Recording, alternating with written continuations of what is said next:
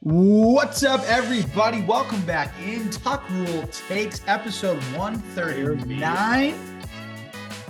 Al Nahegan here, Liam McDade here. Liam, it's been a long time.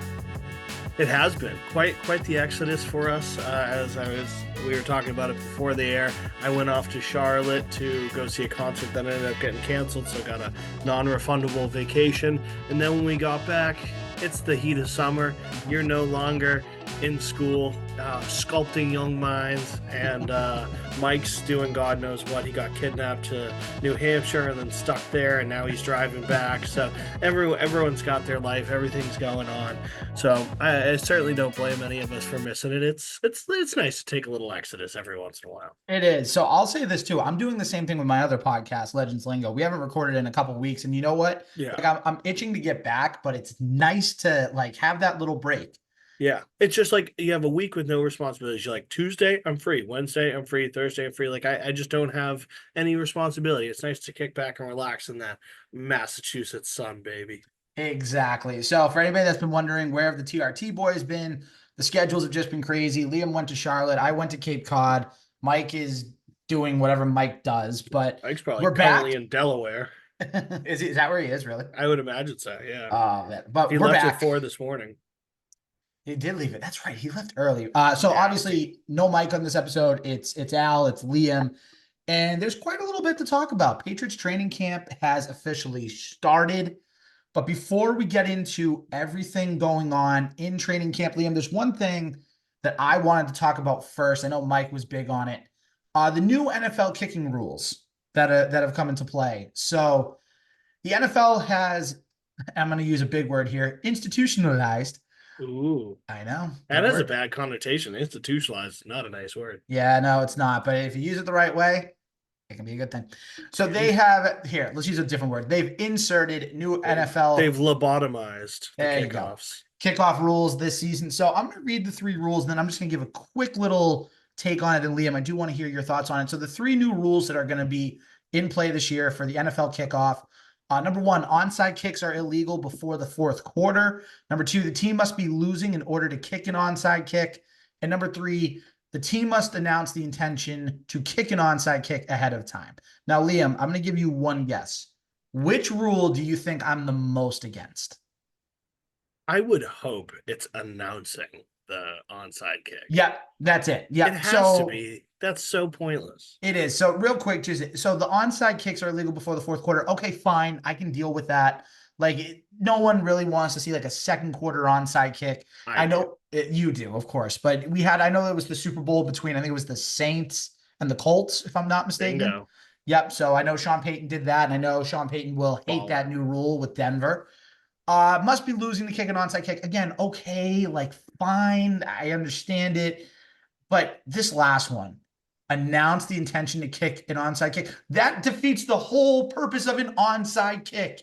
It just defeats the whole purpose. You're trying to catch your opponent by surprise. You're trying to gain another possession. And now you have to announce it to the refs beforehand so the other team can be ready for it. If you do that, Liam, if you did 100 onside kicks with this new rule, 99 of them will be recovered by the receiving team. Yeah. Like that's what I don't understand. That's why I hate this last rule. The other two, again, whatever, like fine, not the biggest of deals. But this last one, it makes no sense to me. The one that you have to be losing to kick the onside kick, that's fine because no one who's up is kicking an onside kick. It's probably never happened, certainly not in my memory, and it's completely pointless if the other team recovers it. They're basically at the 50.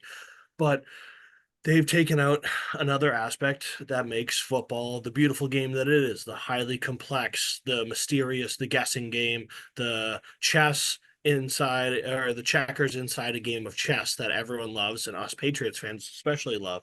Any play in football is supposed to be able to look like another play. Any run play could also be a play action. Any pass could also be a run. People run out of pass formations, pass out of run formations. There are all sorts of weird random formations with the swinging doors. You're supposed to be caught off guard. You're supposed to be prepared for every possible event. So when you have to announce it, it's far less glorious. Granted, I'll play my own devil's advocate here. tackles, offensive tackles, still catch touchdowns, even though you have to be tackle eligible and you have to announce it. Um, but it just seems like it doesn't have that same magic there. With onside kick, if you announce, the only way to catch somebody by surprise would be to announce we're gonna possibly do an onside kick, and the Mhm. ref would announce it, and then I assume you have the freedom to not do an onside kick. But that would be the only way you'd catch them by surprise, is if every kickoff you told the ref we might do an onside kick here. So then he announces it and you kick it regular, and then after 5 kicks, the opposing team is like, okay, they keep announcing an onside kick, they don't do it, and then maybe you'll catch them by surprise. But it just seems tedious. It seems like a wildly unnecessary rule. The whole Yeah. rule set. Maybe I'm a curmudgeon. It just seems weird. I don't like change. Yeah, no, listen, if you want to make little changes here and there to help the sport grow, fine. But Yeah, you're taking away, like you said, it's tedious. You're taking away strategy. You're taking away gamesmanship almost. That's yes, the part that bothers me. But listen, the NFL has been making changes for the last couple years that have been just kind of crazy and yeah. ridiculous and I hope they do outlandish. away with it. They try it and it doesn't work. And I then get they it. They say, want more kick returns. I think only 21% of kicks were taken back last year, not for touchdowns, just taken back. I think like 3 or 2% of them were actually taken back for a touchdown. It is at an all-time low, but I think that's just because people are prioritizing player health and they don't want to put their best players back there. We used to have LeGarrette Blunt returning kicks, I know, and like, now you would never dream of that because you don't want LeGarrette Blunt to get hurt. remember when Um, Mohamed Sanu returned kicks when he was here? yeah, That's how he 100. got that's how he got Everyone injured. returned kicks. Yeah, in which, like, the evidence is clear. Like, you very well could get hurt. That's why Edelman and Welker stopped returning kicks at a point. But goddamn, like, gone are the days of the great returners. I guess there probably won't be another Devin Hester out there, I would say. I just wanted to quickly, for the viewers, explain what the onside kick rule is, because it's very weird. And it's going to look really weird when you see it. Mhm. Tonight would be the first time in practice. So it's the kicker is at the same spot he's always been, at the 35-yard line, and then the kick-off team is at the opposing 40-yard line, which I find extremely strange. It's going to look so odd. It's the Mhm. first football games tonight. Thank fucking God we made it. It's preseason. I don't even care. I just want to see some tackles, some passes. I want to see somebody toting the rock. Um, but so the opposing team lines up at the 40, and then 5 yards in front of them will be the receiving team. And the receiving team has a 5 yard window, which I like to call the taint, where they can line up anywhere inside the taint in any fashion in those 5 yards. And there has to be at least 9 players in the taint at all times. And then you assumably will put 2 receivers back to receive the kick. I would imagine maybe 10 players in the taint, one guy back. Who knows what variants they'll put in there? But it's going to look so strange. So I figure I Yeah. just paint a little word picture, and I'm not sure if I explained it well, but look for the taint when you're watching football tonight, and that'll kind of paint the picture for you. Look for the taint, as Liam McDade says. Oh my I was gosh. trying to find a good way to explain, like, because they can line up anywhere within the 5 yards, and they kind of line up in different arrays. I was like, well, what would you call this? And the first word that came to mind, taint. It looks like a taint. All right.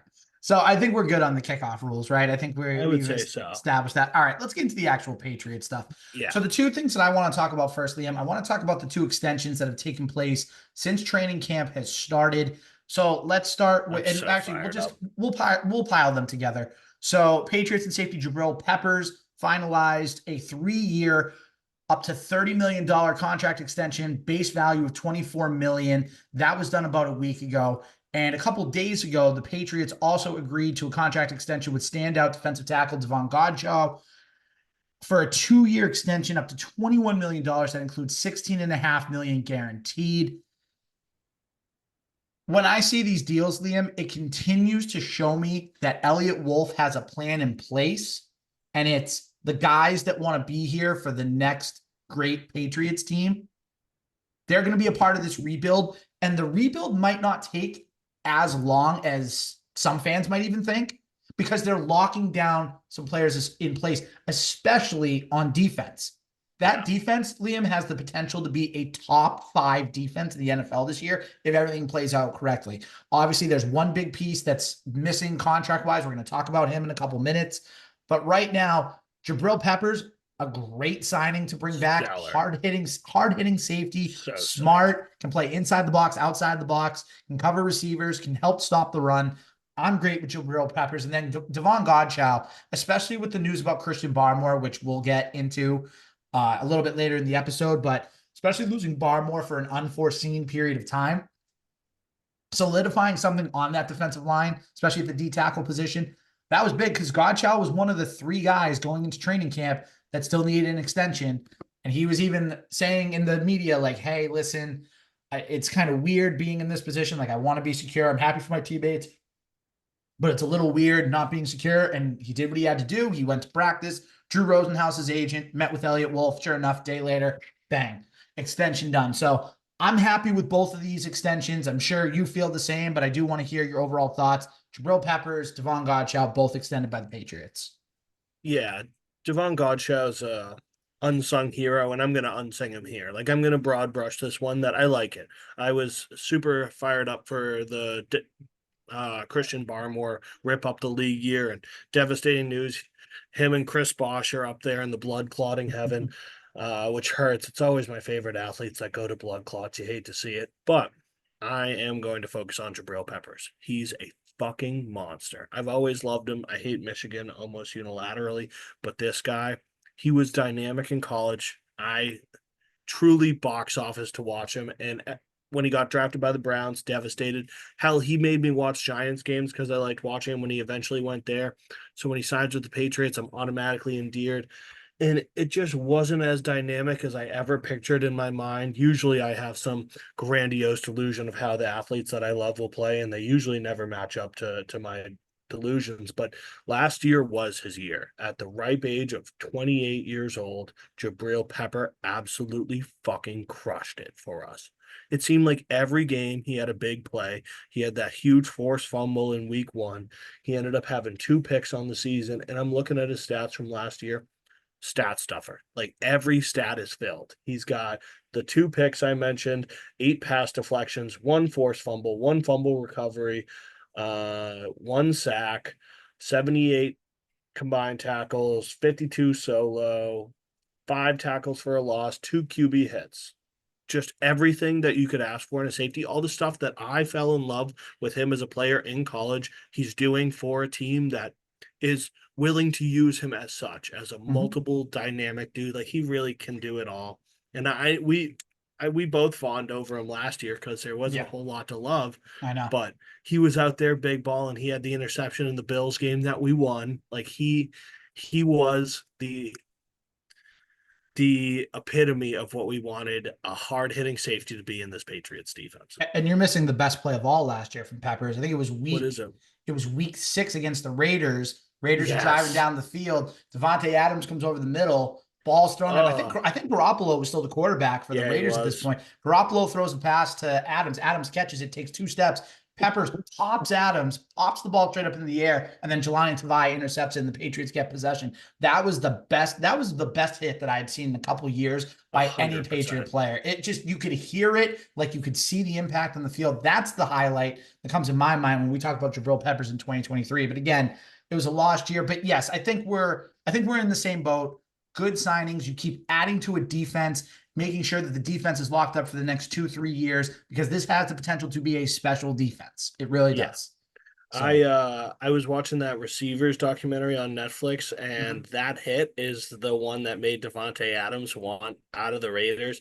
And it ended up he wanted out of the Raiders, but then he compromised. He was like, "All right, I'll stay with the Raiders, but you got to get rid of Jimmy G because he's killing me." So after Jabril Peppers lit him up, he goes to the sideline. He's like, "I haven't been lit up this much in my goddamn life. What the fuck is going on over here?" Oh And my I gosh. and that just did my heart good. I love Devontae Adams, but it's like, all right, like if you're gonna have some inspiring, uh, realization that like I got to get the fuck out of here. I'm glad it was against the Patriots. You're like, I'm getting fucking crushed out here. Somebody Right. save me, and it just made me happy that it was against the Patriots. So No, of course. And Devontae Adams getting hospital balls from Jimmy Garoppolo, man. yeah, Oh, oh, so sad. Like I love it them was. both. I really wish it worked out. It didn't. Uh, So, sounds like a them problem, I but mean, listen, Devontae Adams is going to end up a Jet at some point anyway. So he we is. know He it's coming. totally is. We It's know it's so coming. obvious. It's painfully obvious. I hate it.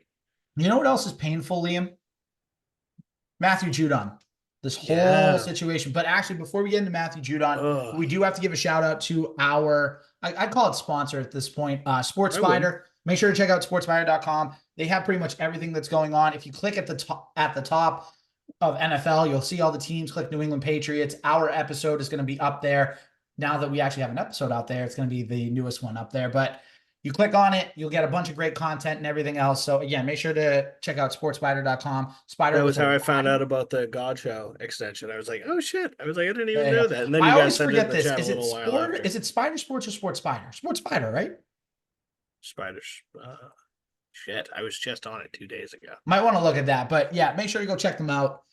Great up and coming website, and a website that is going to go nothing Sports but Spider, yeah. Sports Spider. So I was right. Okay, cool. So again, shout out to Sports Spider.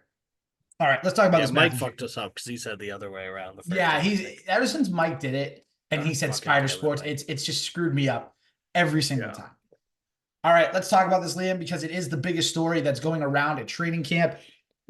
It is the non-contract extension of Patriots defensive end Matthew Judon. So let's go through the timeline, right? So we go through the timeline all off season. The Patriots are signing everybody pretty much. And Liam, before we get into the actual Judon stuff, I want to bring something to your attention because I thought this was interesting when I took a look at it again. These are all the players that the Patriots have re-signed and retained this offseason alone. And it's a long list. All right. And I'm just going to read the name and then how many years. I'm not going to read the salaries, but Devon Godchow, 2 years. Jabril Peppers, 3 years. Christian Barmore, 4 years. Ramondre Stevenson, 4 years. Kyle Duggar, 4 years. Mike Nwenu, 3 years. Hunter Henry, 3 years. Kendrick Bourne, 3 years. Jelian Tavai, 3 years.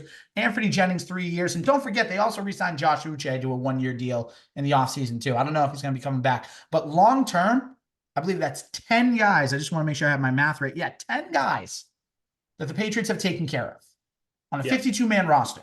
And I counted 5 that I would have re-signed that I find equal or greater value than Judon. So like 5 that I'm like, okay, like, I think they're equal or I would prefer them over Judon. And then the other 5, I'm like, Anthony Jennings, like he's fine, but what are we doing here? So with that little bit of context, so let's go through it. So obviously Judon doesn't get his extension.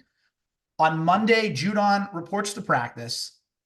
Comes out, he doesn't really have anything going on. Don't forget, they had optional stuff, I think, in the weeks leading up. He was at all the optional stuff. Yes. And he was practicing, he was participating. He said, I'm going to let my playing do the talking. I'm going to, just have to play it out, whatever. Like, he was going about it the right way. Yes. Then Monday comes. First day of mandatory training camp. He arrives. Sits on like a trash can or like a stack of mats or whatever. Gerard Mayo has a conversation with Judon. Judon is reported to be, quote, animated about it.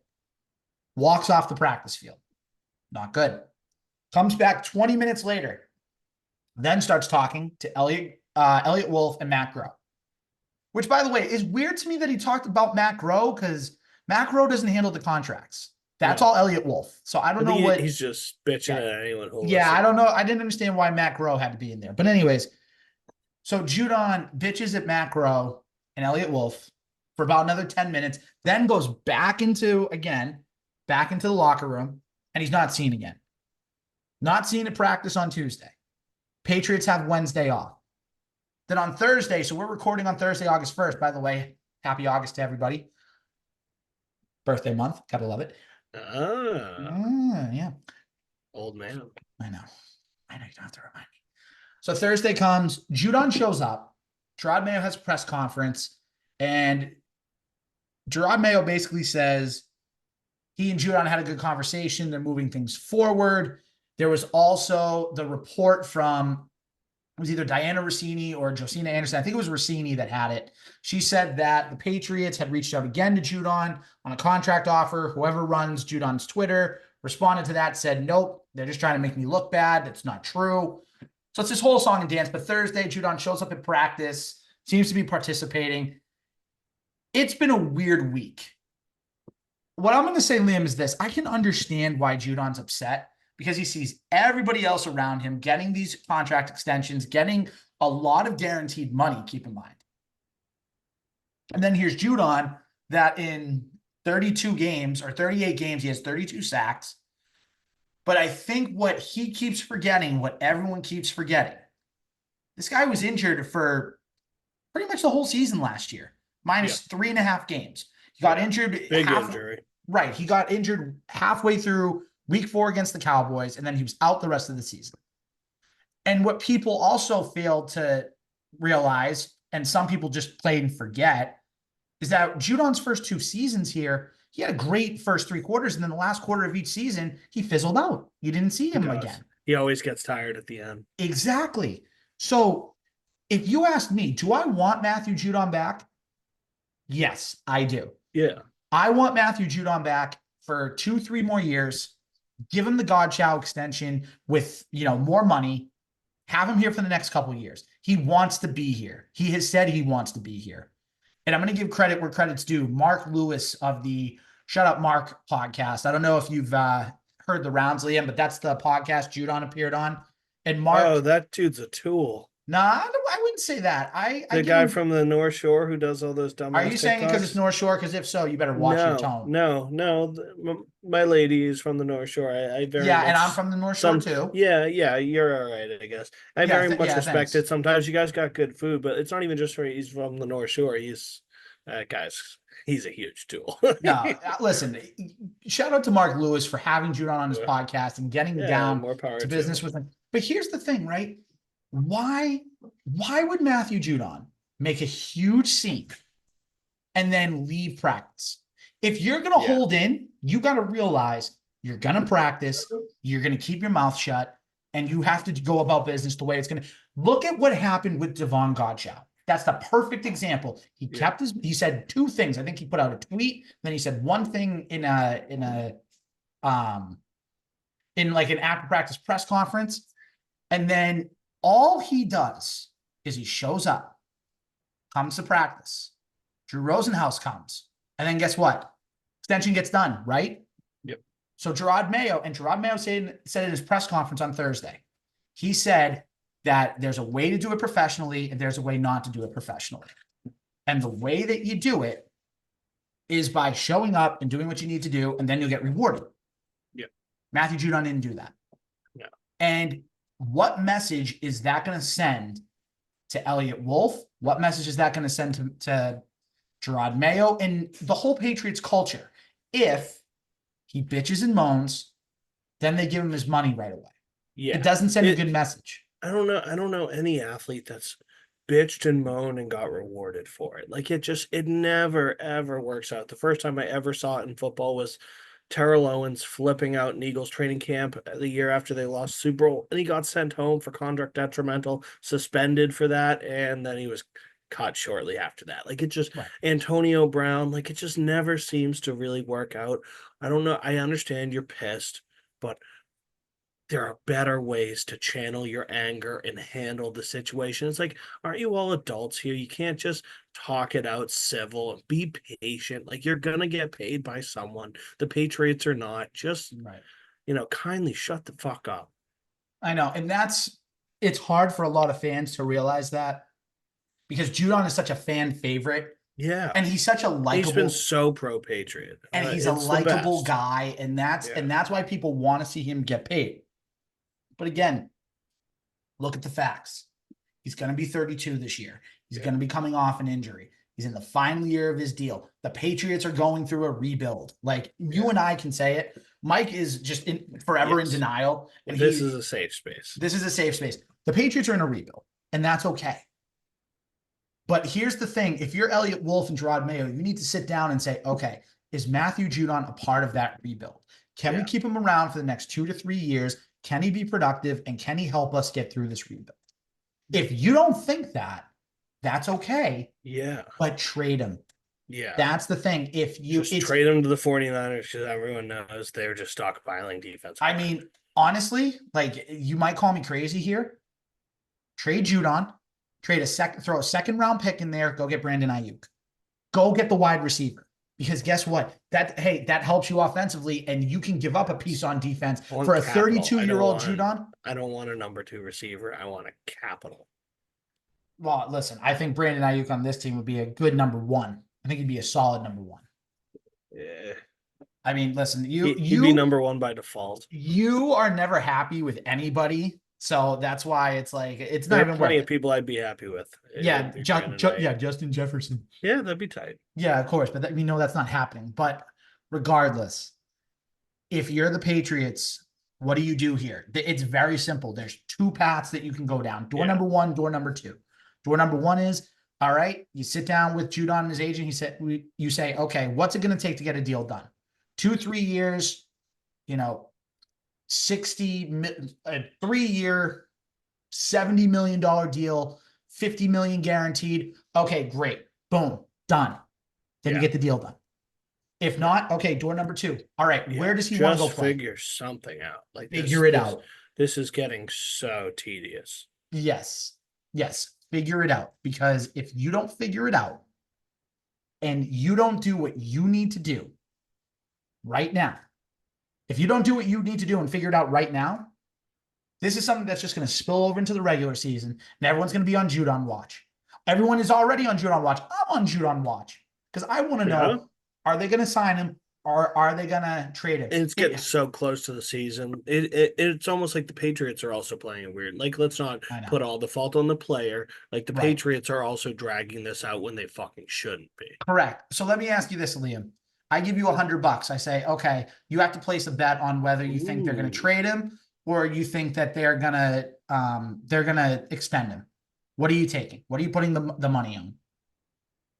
A gambler. I'm a risk taker. I think they're going to keep him. I do, just because they've given everyone else an extension. Clearly, everyone on the team is fighting for Judon. They all want him to get the extension. Everyone's been very vocal that they're supporting their brother. If the Patriots didn't do it, it would be a terrible one. I wish the Patriots didn't extend everyone and their mother for this fucking team, because then you'd have a decent argument that, we don't exactly need Judon, maybe we can move on, but we extended Anthony Jennings. What are we doing here? Right. And that's part of the problem is that it's August 1st. You start playing preseason games in a week. Yeah. So what is that going to look like? Is it going to be with Judon or without Judon? If I'm the Patriots, I do something by Monday. So we're recording on Thursday, August 1st. By Monday, August 5th, there should be a clear direction. Either we get the announcement from Adam Schefter that says the Patriots and Matthew Judon apparently they had a great meeting yesterday. So. Yeah, but what does that mean at this point? Like, I'm saying these meetings, I'm sick of these back and forths. This one went good. This one went bad. If you had a great meeting, sign them. Yeah, if you had a great meeting, a deal would be done. It can't be that fucking great if nothing happened. That's what I'm saying. That's a great point. Yeah. Like I'm tired of these jerking around headlines. Okay, then, all right, exactly. Then sign him and make this go away. Make this over with. Go into the season focusing on, okay, first-year head coach, potential first-year quarterback that could come in middle of the year. Focus on those headlines. Yeah. So, bottom line, either extend Judon or throw him in a trade package. See if you can get a fifth or sixth round pick for him, because you're not going to get a first. You're not going to get a second. You'd be lucky to get a third or a fourth. So if you're going to trade him, you better make sure that you get at least a draft pick out of it. Go get that. Is there anything else you want to add on that, or are you good to kind of move on? No, I think we should move on to the quarterbacks, which is the second biggest story coming out of Patriots everything. Okay, so quarterbacks, obviously 4 quarterbacks competing for 3 spots on the roster: Jacoby Brissett, Drake May, Joe Milton, Bailey Zappi. I think you and I can agree that Bailey Zappi should be team sooner rather. He should. That is easily our most common ground thing that we have unilaterally in all Patriots topics. We both think he's fucking useless, and I would say most Patriots Nation also thinks that he's just the most expendable player on the roster right now. There's absolutely no need for him. Yes. One thing I just want to bring up real fast. Did you see what Michael Hawley said after the second day? And I like Michael Hawley of NBC Sports Boston. I really do. I don't even know who that is. He said that watching Drake May had a really bad practice on Tuesday. It gave him like memories of the Mac Jones Dallas game. That's how bad he said it was. And like, that's dramatic. And listen, like I said, I like Michael Hawley a lot. You should check out his stuff. I think you'd like him too. But Like Michael Hawley, Greg Bedard, these guys that are coming out and saying like Drake May is not ready. Of course he's not ready. That's the whole point of Yeah. developing him. This is different, and people are going to compare this, but I'm just going to put this to bed right now. The difference between Drake May right now and Mac Jones in 2021 is very simple. Mac Jones came from Alabama, an NFL style of offense in college. He was ready to come in and be the Patriots quarterback because the Patriots in Alabama, because of Belichick and Saban, had so many similarities. Mac Jones was ready to take that step. That's why he ended up starting, along with other reasons. Yeah. Drake May is coming from North Carolina, not a blue blood program. Sorry to any North Carolina fans that By listen. no means. You're not a blue blood program. He's a prospect. He has a big arm. He can make the tough throws. He can extend plays a little bit with his feet, but he's going to be not a project, but it's going to take time. And also with practices these days, there's rarely any two-a-days. I think they just had their first padded practice this week or maybe late last week. The practice methods are completely different from the way they were when you and I grew up, where it Right. forced people to be ready and it gave you as close to game action as you could possibly get before the season started. Now it's mostly touch football out there. In Yeah. your first game action, even preseason, you're going to be rattled compared to what the soft shit that you dealt with in practice. And again, it goes back to the kickoffs, what we were saying. It's all about player safety. I understand it, but it really hampers the development of all players, but especially the most important position in football, the quarterback. Yes. And with that, I think we also can agree Jacoby Brissett's going to make this roster. He's probably going to be the starter, which is fine. Yeah, making the roster, that's a lock. If we're betting, that's like a minus 2,000. Like that's a minus 10,000. I even think it's a guarantee. Like, did you see what Mayo said about him? Not yet, but hold that thought real quick because I'm just going to say this real fast. Drake May locked to be on the roster. You're not going to have the number 3 pick get cut. And Joe Milton should be the third quarterback on this roster. Joe Milton will be the third quarterback. He should be. I agree. He will be. I hope so because they need him to be because I think Joe Milton could be a really fun project and he could actually bring some. We'll save that because I have much Joe Milton to talk about. But let me hit you with the Patriots QB Jacoby Brissett is expected to be the week 1 starter. Jared, I always fuck up Gerard Mayo's name. Yeah. Coming out of spring, I don't think there's any doubt that Jacoby will be the starting quarterback at this point in time. We can look at these other quarterbacks on the roster. These other quarterbacks on the roster. I can't read today. At the same time, it's about competition, Mayo said. But coming out of the spring, I think it's clear that Jacoby is the most pro-ready guy we have. Yeah, he's played a lot of football. And that's what you and me have been saying for a while. I know Mike's kind of dead set on Drake May somehow winning the job, and crazier things have happened, but I see absolutely no reason that he has to win the job, that he should win the job. And correct. I am perfectly fine with Jacoby Brissett. I've been watching his highlights and plays and even some lowlights in training camp so far. The dude can still sling it. Like he is a very serviceable quarterback. Right. And that's the thing. You have a serviceable quarterback now in Jacoby Brissett. Yeah. The 2021 year, I know you and Cam Newton, you have your thing with Cam Newton. I understand that. It's not a thing everyone loves Cam Newton. No, I do not. Cam Newton. You're not ever. When there are others that don't too. Cam Newton, toward the end of his career, we started to see the decline a little bit. And I'm saying a little bit. I'm not saying dramatic. I'm saying a little bit. No decline. Jacoby Brissett, at this stage of his career, I think is better than where Cam Newton was in that stage of his career. In that stage. One of them Superman and one of them's a pretty good quarterback. Like one of them was Superman in the mid 2010s. Anyways, Jacoby Brissett comes in. He's going to be a dependable starter. He's played in Alex Van Pelt's offense. He knows what they like to run for plays. And by the way, multiple players have said it. I think Jalen Polk said it. I think Ramondre Stevenson said it. And somebody else said it too.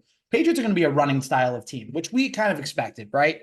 A lot of safe, conservative. Like it's going to be what we've seen the past couple of years. But I think the difference is going to be when you have to make a passing play, you're not going to hold your breath every play. You're like, okay, Jacoby Brissett, very capable of making a 10-yard pass when needed. And maybe he'll surprise us. Maybe he'll throw a couple 20, 25, 30-yard passes that we're like, okay, we didn't have this last year. This is nice. Exactly. But that's of all we're course, looking for is consistency. yes, but of course, it's going to be how does the offensive line hold up? Which, by the way, Liam, I've seen reports. There's some optimism with this offensive line, They especially do with say that Caden Wallace. the rookie I Caden hear a lot about. Wallace, City So, also second year lineman. And then if they can control that left side with Andrews and Wenu and Okorafor handling the right side, then you're not a top 10 offensive line, but you're capable. And you don't have to worry about being brittle. Now, if one of them gets hurt, which, let's face it, probably will happen. Yeah. Then the depth starts to get into question. Who steps up? Does Antonio Mafi step up? Does that's where I get worried. Nick Leverett step up? I'm worried unilaterally until I see them on the field. I think this offensive line sucks. Like I'm completely scarred, and I'm not ready to say that anyone's good. Besides maybe Caden Wallace, I'll give the rookies the benefit of the doubt. But everyone who's a part of that last offensive line should be shot off into the sun. I think they're all fucking disgusting, except for Wenu and Andrews. Yeah, on Wenu's okay. You just never will give Michael Wenu his credit. Never will. Nope. Maybe after this year, we'll see. We'll see. All right. So as far as the quarterbacks are concerned. Yes, hold on. Let me lead this one off because I've been very interested in this whole matter. Are you concerned about the Drake May, not even naysayers, but the concern that comes out? Everyone's saying that he hasn't had a good couple days of training camp. No, because it wouldn't be Boston sports media if they did it the other way. Sure. Like that's the thing. They need something to talk about. And if Drake May was lighting it up, yes, they'd be talking about it, but they would find a way to twist it. They would be like, oh, that check down wasn't that great. Oh, he didn't audible when he should have here. That's the whole thing. It's been 3 practices, 3 padded practices. And he actually had a pretty good day on Thursday. He had an okay day Monday, and he had a really bad day Tuesday. It's part of being a rookie. It's going to happen. I guarantee you, Caleb Williams is going to have those days in Chicago. Jaden Daniels is going to have those days in Washington. By the way, San Francisco, NFC champions, I don't know if you knew that, went to the Super Bowl last year. Purdy threw 4 interceptions in practice the other day. Did he? No shit. Yeah, he did. So that's why it baffles me when it's like, a good point. It's like, okay, I understand you have to do your reporting. It's fair to say Drake May did not have a good day. Yeah. That's fair to say. It's not fair to say, oh, he looks like Mac Jones in the Dallas game. Oh, we should start being concerned. See, that's a preposterous It's statement. like, come on. Did you really think that he was going to be like Mac Jones in 2021 when Mac lit it up in that Giants practice? No. And again, that's okay. They have the luxury this time of taking their time. There's no expectations for this Patriots team. They're expected to go 3-14 and get the number 1 pick in the 2025 NFL draft, which I would use to get Travis Hunter, but that's a different story. They're in a great position, Liam. They can take their time. They can develop talent. And by the way, there's a couple guys I want to talk about in a minute, but if you have anything else on the quarterbacks, I do want to hear what else you got. Yeah. So I am here to preach the word of our newfound Lord and Savior, our modern day L. Ron Hubbard, Joe Milton. I love him. All the highlights I've seen, spectacular. Guy is just a bazooka of an arm. And did you see the Ben Volen article? Trolling Volen? Yeah, I did. Yeah. Did you like? No, because he's a troll. He's a troll. Sometimes because he's talking positively about your boy. You are going along with it. You're being biased because it goes along with every lie. agenda. There's a little bit of truth, and with every truth, there's a little bit of lie. There's always a middle ground here, and I'm not believing him wholeheartedly. But I think there is something to be said when he says a casual football fan who doesn't follow the draft or doesn't follow the Patriots religiously to a T, but they'll go to training camp and they'll watch merely just the product on the field, that they would look and see Joe Milton and Drake May and have no idea which one of them was the 3rd overall pick, and they would see Joe Milton as the better player. I need you to understand something. Greg Bedard said this, and I don't agree with a lot of things Greg Bedard said, but I do agree with this. Drake May is going to be your future. Right now, he's your future. I know. But it's Joe only Milton. because a bunch of jackasses said that he's worthy of the third overall pick and Joe Milton was a 6th-round pick. That's literally the only favorability he has, which I think Listen, is very arbitrary, and they get that wrong almost consistently. Joe Milton is probably going to end up. I hate to say this because it's true. He's probably going to end up, if he has any value and Drake May shows that he's the guy, Milton's going to be a trade piece sooner rather than later. And I I like swear if Joe he Milton. starts, you will not want to record this show with me. I like Joe Milton. I do. But I think you do. don't think he has a place on this team as far as consistent playing. Because everyone has to follow these arbitrary rules that are set, that Drake May is worthy of top. He was, in contention for the first overall pick if Caleb Williams wasn't this highly coveted monster. And it's all just because these scouts and analysts go, he's really ready. And as compared to somebody in a lesser program and whatnot. But here's the thing: no one's even saying that Drake May's ready. He has the potential to People get were there. saying, yeah, people were saying that though. Yeah, those people And were now wrong. that he's in camp, people are like, and No, certainly, those yes. people are wrong. Yes. He wasn't going to be I always NFL saw ready. him as a project anyway, and I certainly don't think Joe Milton's a finished product in and of himself. But I just think there is more upside, more to see, and more to be excited about when it comes to it. Yes, I agree. And you know what? The quarterback battle is going to be interesting to see when games actually start. Yes. Because again, it should be pretty cut and dry. Brissett, May, Milton.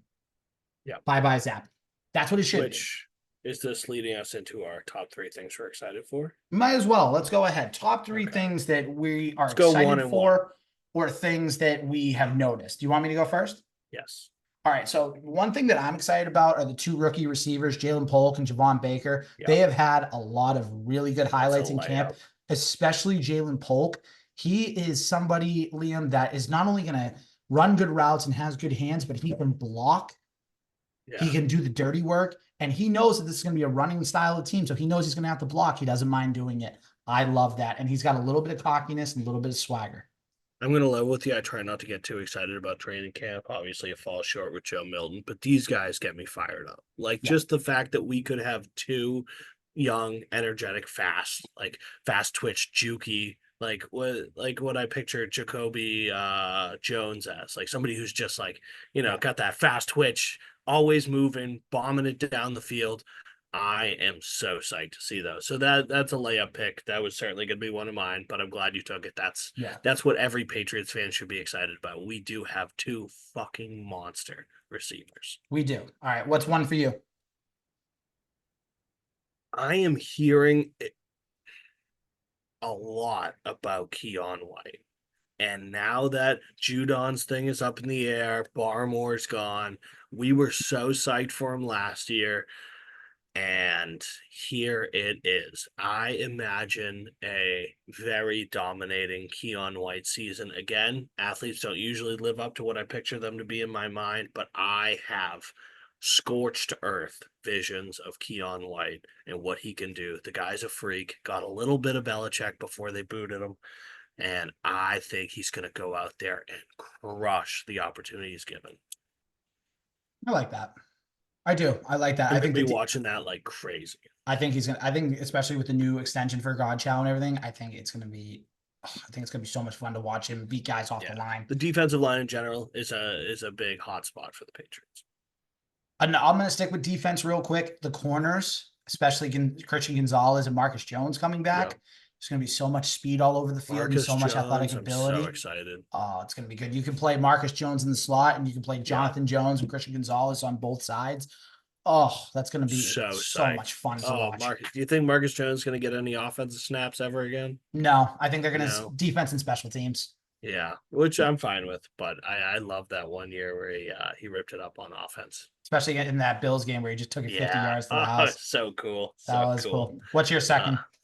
So it's got to be the quarterbacks. Like I'm going to go with the generic Patriots talking point here. I'm dying to see Jacoby Brissett, one drive. That's all. I just want to see some consistent, nice. I want to see him hit a sideline pass, maybe a little love tap over the middle, something good. I'd love to see what we got in our 3rd overall pick, I guess. Yeah. I'm trying to be more optimistic than I actually am. I would like to see what he looks like in game action. And then most of all, I want to see what Joe Milton does against the third string guys. He's probably going to get a ton of time. And I just want 2 or 3 Joe Milton drives where he goes in there and bombs the shit out of the ball. I want Polk and Baker on the field. I want bombs. Okay. I like those. Now, do I go outside the box for this last one? Gotta. I want to see how Gerard Mayo handles the first year being an NFL head coach. Ooh, that is obscure. I I want to like. see, and of course, everyone's like, well, Belichick's gone. Mayo's now the guy. How do they handle it? I think they're going to handle it just fine. That's the thing. I think, again, you and I are right around the same record. I know you might have had a game better. I was 7-10 on my predictions. You said 8-9. But I think that you're going to see some strides in this year's team that you didn't see last year, where in 2025, Mayo will be in his second year. Hopefully, Drake May will be the starting quarterback at that time, or Joe Milton, whoever. Probably Drake May, honestly. Probably Joe But Milton, but yeah. we'll see. But at that point, you'll have experience under your belt. You still will have a ton of cap space, so you can add guys that are going to help you. So then, what is your coaching style like? How aggressive are you going to be? Are you going to be an old school type of coach where you go based off feel? Are you going to go based off of analytics? What is it that you're going to do to kind of separate yourself from Belichick? That's what I'm interested in seeing. I think Gerard Mayo will take some elements from what Belichick used to do. He will. But I think he's going to try to find his own way too. Yeah. That's going to be the thing. Let's see what that own way is and if it works. I'm optimistic. I loved him as a player, certainly love him as a coach. I'm optimistic. Very curious because it's absolutely going to be different. He's already handled things different up till this point. Let's see what the game action looks like. So, again, we'll see what happens with that. Your final one. Weird one. I saw this article, wasn't sure what to make of it, read it, watched some training camp highlights. Brandon Schooler's been playing a lot of safety. And Okay. I'm like, okay, what's going on here? Obviously, we still got Duggar. We just signed Pepper. So we got our 2 guys. But I'm like, what are they doing with Schooler? Is he going to be more than a special team stud? Are we going to get like an occasional flash of Schooler, maybe a forced fumble out of nowhere here and there, or a big play from him, kind of like maybe it's because they're both white, but like a Steve Gregory kind of thing where you're like, oh my God, like Steve Gregory just picked the ball off? Okay. Something like that. It's my delusional grandeur in my mind. That's okay. Nothing wrong with that. Anything else with training camp you want to get into before we just hit some final quick topics? I think that wraps it up. All right. Real quick, we didn't talk about it. We mentioned it, but didn't really get a chance to talk about it. Christian Barmore, obviously out indefinitely with blood clots that were found. Briefly touched it. I'm devastated. Yeah, no, I am too, especially with the way he finished last season. It was just so refreshing to see a Patriots draft pick that looks like he's going to pan out and do really, really well on the defensive side of the ball. So, and he was going to be a leader on that defense, but obviously we both wish him a quick and just really a quick recovery, a healthy recovery, thinking of the family, hoping everything's okay. So, we can't wait to see Christian Barmore back on the field, but just a devastating blow to that defense. Best believe. Oh, please come back soon. I know. And then final thing that I just wanted to bring up, Bill Belichick is going to be hosting a weekly show with Underdog Fantasy Sports. It's basically Coach Belichick behind the scenes. So basically giving us fans an inside look at how a coach would think in certain situations, how to deal with all this stuff. Liam, I'm sure you're very happy about it. I'm going to nerd out to no end. It's going to be Revenge of the Nerds. I'm going to watch every minute, just absolutely absorb everything the dude says. It's going to be so like football nerdy, so technical, all these buzzwords. I'm so psyched. Yeah, I'm looking forward to it because I think you're just going to keep seeing Belichick's personality shine. Yeah. Brings a tear to the eye. It's glorious. It's what I've been waiting for. It's going to be, I think it's going to be entertaining. It's going to be fun to watch. Yeah. And he's doing Pat McAfee show a lot. Yeah, I think he's going to be doing Every McAfee Monday. once a week. Yeah, I mean, he's basically like, this is going to sound like curmudgeon, like you were saying earlier about yourself, but I think he's just trying to make himself look better. So that way in 2025, he's more approachable when it comes to head coaching opportunities. Which I think is preposterous. You shouldn't be approachable. They should approach you because you're the greatest, not because you're a good guy. But I digress. Like, obviously, more power to him, and he's probably also going to make a good chunk of change from it. So, Exactly. And he can just do it from his couch, his diet, yeah, wherever. He can be with the his dog boat. again. So, Yeah, he can be with the dog. so anything else you want to bring up before we head out for the week? Don't believe so. All right. Again, make sure to check out Sports Spider. Great website. Make sure to check everything going out Best there. believe. Make sure to check us out on all social media platforms, Instagram, X, TikTok, everywhere else where we have Like, stuff. rate, subscribe, anything you can would be greatly appreciated. Exactly. We will be back. We should be back next week. We Yep. should be back. I'll be here. Yeah, I plan on being here unless it's later on in the week because I'll be away for a couple days last week or next Ooh, week, the good last man. part of the week. But Retreat. with that being said, that is the ever handsome Liam McDade. I am your fill-in host, Al Nahigian, filling in for Mike is his main duty, not fill-in host. I'm still co-host on this program. Thank you for watching. Thank you for listening. And we'll see you next week. Later. Later.